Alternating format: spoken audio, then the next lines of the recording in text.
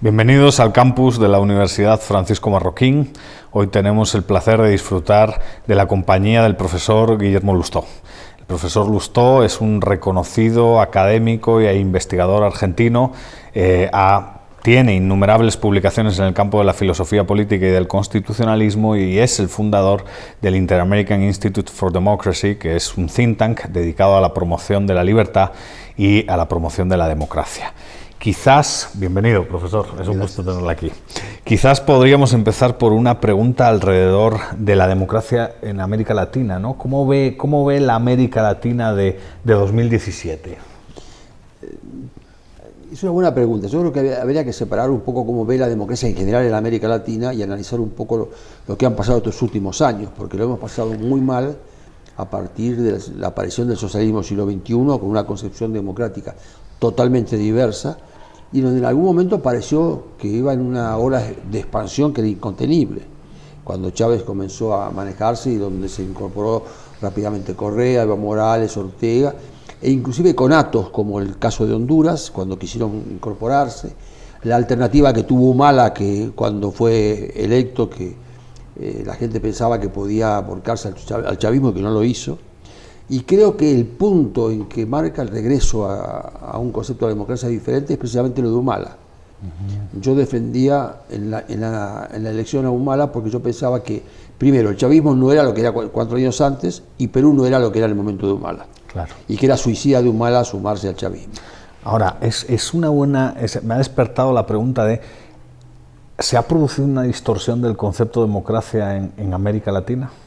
O sea, ¿se ha propuesto una definición alternativa de democracia? Porque estábamos acostumbrados a la democracia liberal de la que hablaba Guillermo O'Donnell, de las poliarquías, ¿no? Que bueno, tenían sus defectos, pero ahí iban avanzando de tercera ola. ¿Se ha producido un cambio? Totalmente, porque en ese momento, a pesar de que el chavismo actuaba de facto en las cosas, y yo hice una distinción entre lo que fueron los gobiernos militares autoritarios del siglo XX y los de este año. Los del siglo XX manifestaban reconocer las limitaciones, reconocer la separación de poderes y no la cumplían. Pero nunca atacaron al principio. Claro. Yo digo, la diferencia es que ellos fueron hipócritas con respecto a la democracia y estos son cínicos. Porque todos dicen, esto no sirve, tal cosa.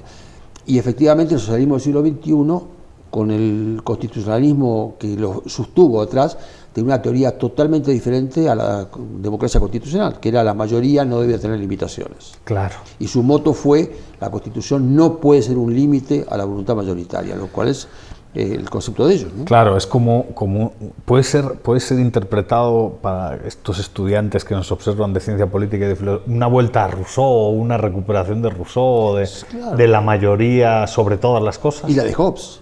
Y la de Hobbes, especialmente, que era el gobierno fuerte, donde entregabas todos los derechos, no te quedabas con ninguno, en contra de la de Locke, que era un contractualista totalmente diverso, ¿no?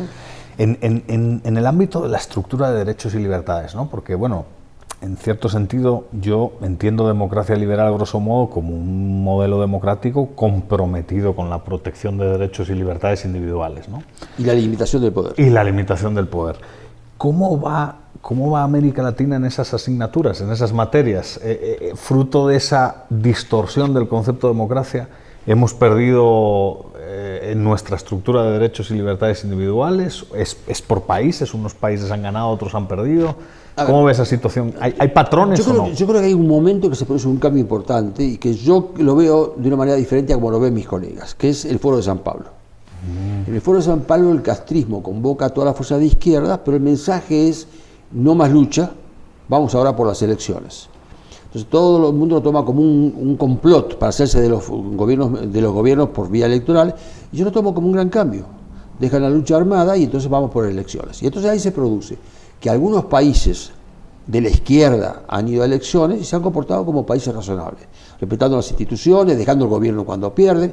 Te hablo del caso de Chile, el caso de Uruguay, el caso de Brasil y otros casos, ¿no? Que han dejado el poder inclusive con mucho apoyo popular, pero lo han dejado. Eso es la izquierda vegetariana, es decir, no te preocupa. Y en cambio otros casos, como precisamente lo del socialismo del siglo XXI, fue una izquierda que quiso quedarse con todo. Una tensión evidentemente autoritaria, ¿no? Pero yo creo que es positivo el foro porque ha sacado la lucha armada y la ha llevado a las elecciones. Claro. Y la excepción de que Venezuela, Ecuador, Bolivia no alcanza a inhabilitar el resto de América Latina. Claro. O sea, en realidad la conclusión podría ser que se ha mejorado en términos generales, porque se ha incluido, se ha hecho un esfuerzo inclusivo de los otros, digamos, para participar de las instituciones. En la década del 70 había 3 países con gobiernos elegidos, 3. Costa Rica, Venezuela y no me acuerdo cuál más, y Colombia. Hoy, excepto el caso de Cuba, todos son electos. Saco quizá el de Venezuela, que tiene problemas, pero eran todos electos, con lo cual una cosa distinta. Y dentro de los electos, algunos violaban la Constitución y otros la respetaban. Claro. Pero creo que ha sido un gran avance. Claro, sí. La verdad es que sí estoy de acuerdo con esa. A ver, si esos eran tan bochincheros que te parecía que toda América Latina era el chavismo, el socialismo del siglo XXI. Y de facto no era así. Y cuando vos mirabas la cantidad de países, la cantidad de población y la cantidad de superficie, la gran mayoría era democrática. Claro. El problema de los sistemas, profesor, en su opinión, porque hay un debate, ¿no? ¿El problema es de diseño institucional o el problema es de fortaleza institucional? Que al final son cosas completamente distintas, ¿no? Desde su punto de vista, en América Latina los problemas son de diseño, o sea, las constituciones generan malos incentivos, o es de fortaleza, que no es un tema que en Guatemala... No puede separarse. No puede separarse. Para mí el tema es cultural.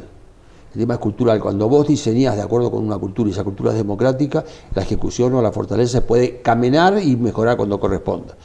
Cuando vos no tenés una cultura democrática, tenés una cultura jerárquica, una cultura que vive del Estado, es muy difícil hacer eso. Claro. Y alrededor de este debate que a mí me parece muy interesante, ¿no? La crítica de Juan Linz del presidencialismo latinoamericano, que al final hay como sistemas electorales proporcionales para el legislativo, pero al final queremos una persona, un caudillo fuerte en el ejecutivo. Eso no puede dificultar institucionalmente el funcionamiento de los sistemas, porque ahí sí hay un problema cultural, cabal, pero y de diseño, ¿no? Uno de los atentados contra la democracia en América Latina, sea cualquiera el régimen, es el caudillismo. Claro. Que eso es una constante en América Latina y siempre aparece un caudillo.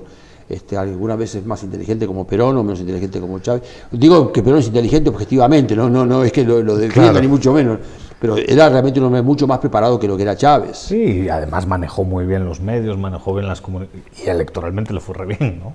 Sí, pero ahí creo que es más culpa de la oposición que de él. Ah, sí, ¿no? En ese caso sí, ¿no? Es que yo creo que lo que no debe hacer el chavismo cuando termine es perseguir a los chavistas, sí perseguir a los que cometieron delitos o a los funcionarios. El gran error del gobierno que derrocó a Perón fue haberlo perseguido, haberlo llevado al ostracismo y haber quedado la mística peronista. Claro. A día de hoy, el caso más dramático en cuanto a calidad democrática es sin duda Venezuela, ¿no?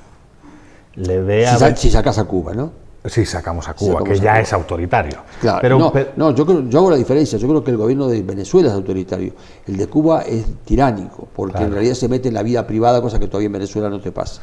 Y a día de hoy, por ejemplo, la situación en Venezuela es dramática. ¿Le ve una salida institucional o la verdad se encuentra en un callejón sin salida al país con la situación actual? Yo creo que una de las ventajas que tiene el constitucionalismo es que te da una pauta y una salida y un árbitro. Los poderes están enfrentados, pero siempre hay un árbitro, cualquiera sea. Se dio en el caso de Brasil ahora, con el conflicto, se ha dado un par de casos, y en cambio yo creo que en Venezuela se ha perdido. Son dos poderes enfrentados a uno, ninguno reconoce a nadie, y no hay salida institucional. Claro, es complicado. Bueno, pues con estos retos y estos dilemas dejamos la conversación en esta cápsula. Profesor, un gusto tenerlo aquí como siempre. Muchas gracias. A ustedes, hasta la próxima.